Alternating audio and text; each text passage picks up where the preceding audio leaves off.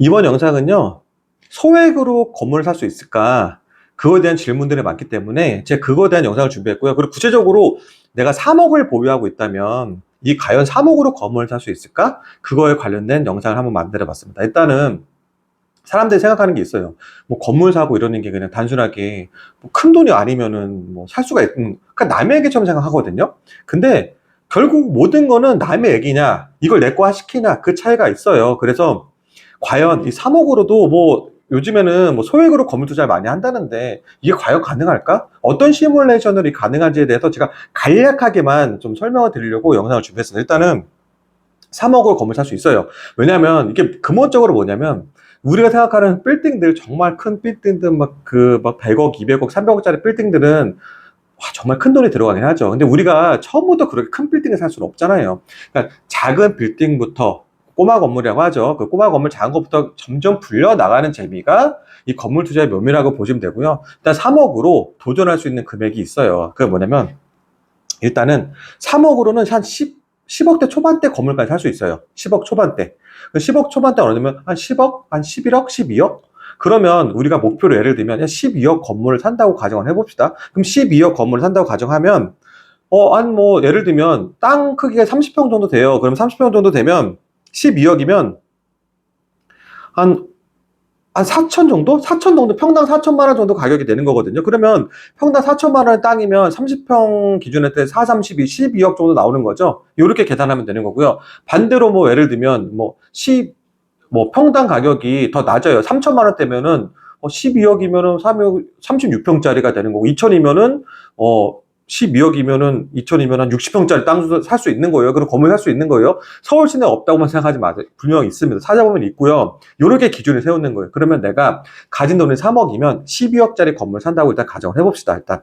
그러면 우리는 3억으로 10억짜리 살려면 지금 9억의 대출이 필요한 거잖아요. 이게 대출이. 그러면 9억의 대출을 받는 게 중요한 거잖아요. 그러면은 일반적으로 보통 상업용 건물은 일반 사업자 등록증을 내서 건물 사는 경우가 있고 법인 사업을 내 가지고 건물을 사는 경우도 있어요. 근데 일반 사업자로는 크게 대출이 많이 나오지가 않아요. 왜냐하면 그 RTI라고 있어가지고요. 그 RTI는 뭐냐면 그 은행에서 나올 수 있는 그 대출에 RTI라는 거를 규제를 받는 거예요. 그러니까 내가 상업용 건물 사면 월세를 받잖아요. 이 월세랑 그 이자랑 본단 말이에요. 봐가지고 내가 내야 되는 대출 받는 이자가 월세가 1.5배로 많이 나와야 돼요. 예를 들면 내가 대출을 받았는데 300만 원에 대한 이자 나오는 대출 받았죠. 그러면 월세는 450만 원 나와야 돼요. 이렇게 1.5배가 나와야 되거든요. 그러다 보니까 실제적으로 건물 투자를 하다 보면은 이게 맞아떨어지기 쉽지가 않아요.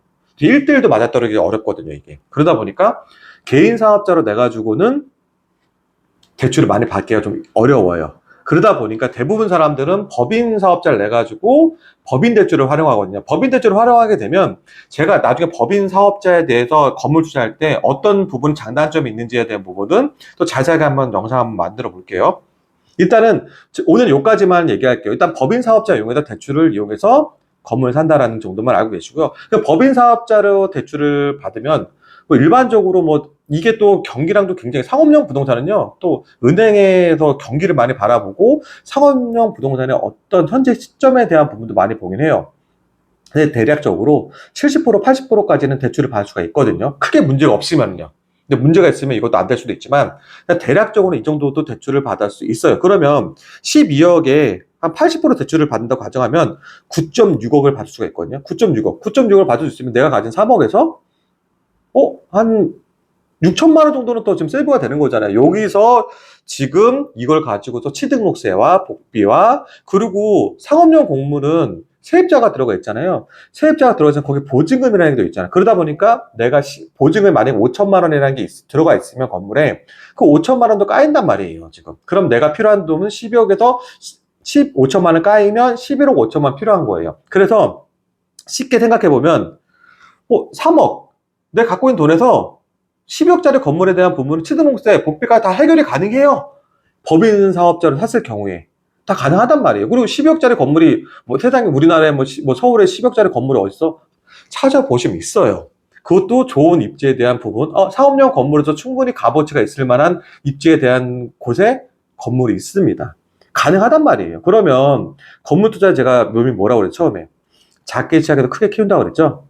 그러면 법인 사업자로 했을 때 내 12억짜리 건물 사지만 내가 여기서 끝날 거 아니잖아요. 불리고 불려도 12억 다음엔 15억짜리 건물 사고, 다음에는 18억짜리 건물 사고, 다음엔 20억, 30억, 40억 이렇게 불려나가는 재미가 있는 거거든요. 그럼 처음에 이 법인은 또 법인세가 20%밖에 안 된단 말이에요. 이거를 법인에 있는 돈을 나한테 끌고 오르면 또 세금을 내야 되지만 법인에 있는 돈을 그대로 그냥 굴리를 거물투자가 그랬잖아요. 계속 굴리고 키워나가는 거. 여기서 계속 활용을 한다고 그러면 이 법인세 20%만 내면, 양도소득세 20%만 내면 되거든요. 그러면 12억짜리 건물 투자를 해가지고 나중에 15억에 대한 매도를 한다고 가정했으면은, 세금 얼마 안 내잖아요. 3억에 대한 양도차익에 20%만 내면 되는 거잖아요. 그래서 이 법인에 대한 초기 투자금이 계속 클 수가 있는 거죠. 그러면 이 건물 투자의 묘미는 또 이 레버리지 활용을 잘 된다는 가정이 있잖아요.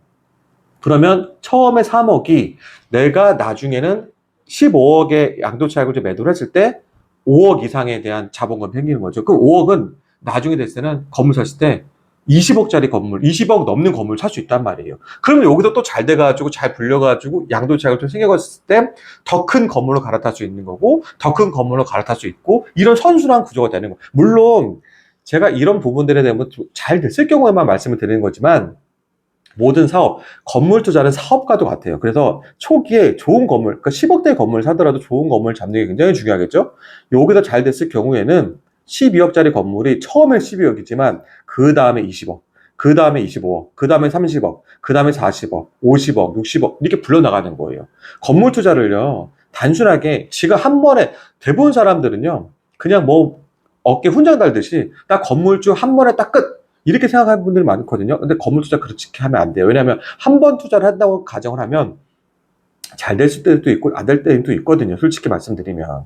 그러면 잘 됐을 때는 타락에 운영될 수 있겠지만 잘 안 됐을 경우에는 이걸 어떻게 잘 되는 구조를 만들어야 되는 부분도 굉장히 중요하거든요. 그래서 건물 투자는 10억짜리 산다고 해가지고 그냥 뭐 크게 부담이 없다 그래가지고 공부를 안 하면 안 돼요. 분명히 좋은 상권이라든지 입지라든지 주 동선 그리고 사람들이 많은 트래픽이 있는지, 요 상권에 좋아서 임차 운영이 잘 되는지 다 봐야 된단 말이에요. 그래야지 다음에 내가 12억 주고 샀지만 15억의 매도도 가능한 거거든요, 이게.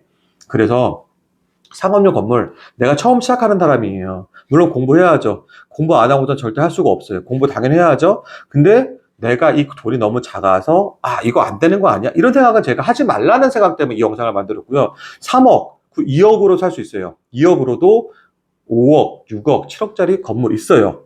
분명히 있고요. 내가 이거에 대해서 작게 시작하지만 7억짜리 사가지고 9억에 매도하면 되는 거잖아요. 예를 들면. 그런 좋은 건물들을 찾아가지고 이 사업을 계속 한마디로 사업체를 키운다고 생각하시는 거예요. 이렇게 되면 처음에 작게 시작한 사람들이요. 나중에, 왜냐면 특히 젊으신 분들은 법인 사업자를 내가지고 30대 때, 요즘 100대 시대인데 70년간의 건물 투자를 한다고 생각해요. 굉장히 긴 시간이잖아요. 처음에 내가 10억대 시작하지만 나중에 100억대 건물 충분히 만들 수가 있어요. 투자란 이렇게 작게 시작하지만 크게 만드는 경우에요. 제가 이런 영상을 만들면 아니, 그럼 안 됐을 경우 있지 않냐? 있죠, 물론 있죠. 안 됐을 경우 물론 있죠. 근데 안 됐을 경우에 대한 부분을 더 크게 비중을 둬가지고 이 부분에 대한 투자에 대한 리스크만 너무 크게 생각을 하다 보면 본인이 할 수 있는 게 너무 없어요. 아무것도 못해. 투자 그럼 못합니다, 그냥. 하다 못해 적금을 넣어도 은행이 부실돼가지고 잘못되는 경우 많잖아요. 세상에 100%는 없어요. 내가 좋은 확률을 만들어가는 게 투자기도 하고 그 사업에 대한 내가 철저하게 준비를 하다 보면 정말 잘 안 되는 경우는 극히 드물어요. 잘 안 되는 부분들은요. 그만큼 준비를 안 했기 때문에 그러거든요. 그래서 이 영상을 보시는 분들은 내가 가진 돈을 더 모아서 투자를 한다? 아니에요. 내가 가진 돈에서 시작을 한다. 내가 열심히 해서 지금부터 불려나가겠다. 이런 마음을 갖고 작게라도 시작을 해보세요. 분명히 가능하고요. 그리고 저 역시도 그렇게 꾸준히 하고 있고요. 그거를. 그래서 여러분들도 건물 투자를 일회성으로 보지 마시고 제가 이 영상 3억으로 시작했던 거 12억짜리 건물 산 거에 대한 부분들을 그러니까 아주 단순하게만 얘기했지만 충분히 가능하니까 본인이 가진 자본금을 한번 플랜 한번 짜보세요. 거기서 짜보고 한번 알아보시고 정말 실행으로 옮겼을 때 본인의 성장이 2배, 3배 될 겁니다. 자신감을 가지고 건물 투자를 하시기 바랍니다.